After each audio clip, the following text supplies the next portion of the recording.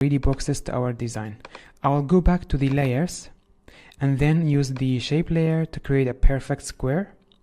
I'm holding on the command and shift together to create a perfect square. I'll change the name of the layer to the box 1, and then go to the 3D and extrude from the selected path. Now we have our 3D box. The first thing we are going to do is to bring down the environment to fit it with the horizon of the picture, just like we did for the 4D text. So I'm going to use these tools to rotate and move the environment.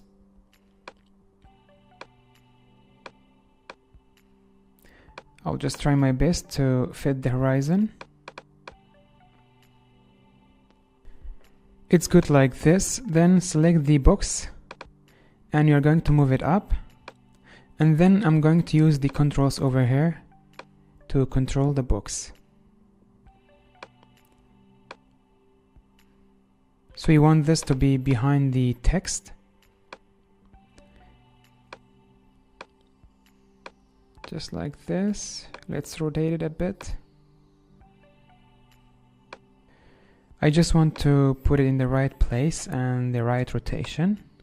So I'm going to take my time to play with it and see what will be nice for me. I mean, what will look good for me.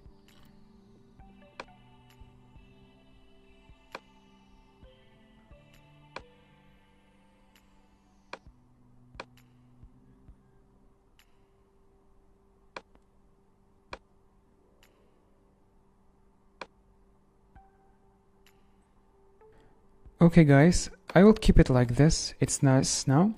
Now go to the box, click on the box, and then come over here to the bubbles. We are going to slightly change some of the settings.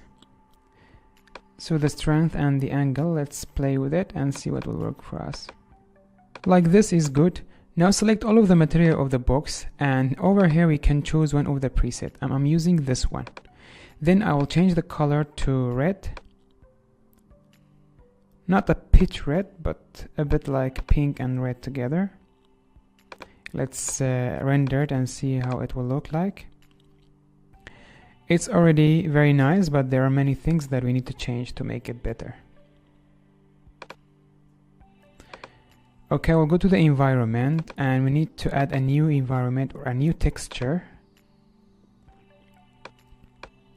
I will name it anything. 4K2. Okay, and now go to the background picture.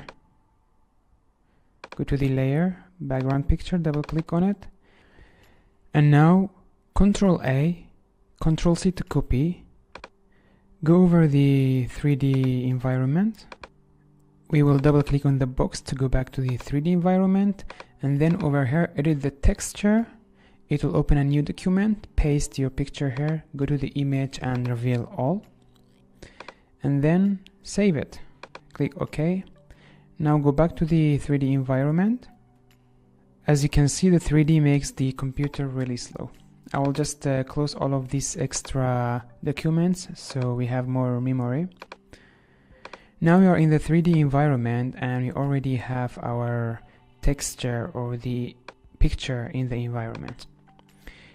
Let me render it and see what we have changed.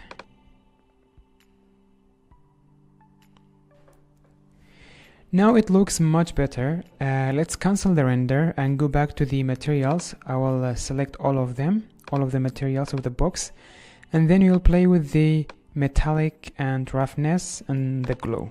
And we will see what will work for us. When you're playing with the settings of the materials, make sure that you select all of them always. I'll just increase the glow and see what it will change. I think it's too bright now. Let's cancel the render and select all of them, bring down the glow. Let's render again and see. I think it's nice like this. Let's cancel the render, and the next thing we are going to do is to play with the light. So we want the light to come from the light source in the background. So first thing, I'm going to play with the intensity, and I will see what change it will make for our box. Obviously, Zero intensity is not a good idea. I'm going to increase it again. Press escape to cancel the render. And then I will make it 99. For now it's 99. We will change it later just to see what will work for us. We will keep it like this, but I will disable the shadow because we don't need it. The shadow will be behind the text, so we don't need it. Now select the move tool, and now we can play with the light source. Actually, I'm going to enable the shadows again. The shadow will not be in the scene anyway, but I will just enable it in case we need it. So I'm going to move this until we get the light to the right side. I want the source of the light to be the lamp that we have in the street in the right side. So I'm going to move this around until I get the light from that side. Now we have it. Let's render it. But as you can see, it is not very bright. We need to increase the intensity. I'm going to move it around a bit just to get it perfectly. Like this is good. Let's render it. Okay, better, but we need to increase the intensity. So I made the intensity 226 and let's render it. I think like this is good. The final thing that you're going to do with this box is you're going to the layers and I'll bring it below the 4D text. Okay guys, this was the end of this lesson. I'll see you in the next lesson and we are going to create our second box. See you there.